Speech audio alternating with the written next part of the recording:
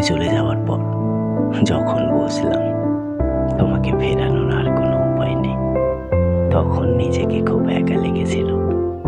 নিজেকে ব্যস্ত রাখার অনেক চেষ্টা করেছি।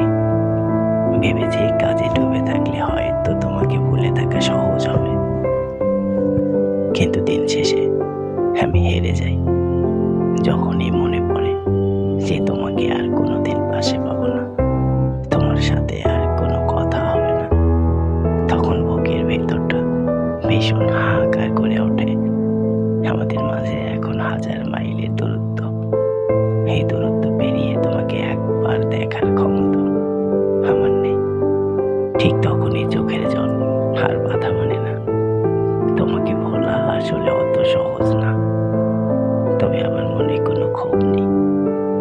আমি চাই শুধু তুমি ভালো থাকো, এতটাই ভালো থাকো যেন সুখে থাকতে থাকতে আমার কথা তোমার একদম মনে না পড়ে।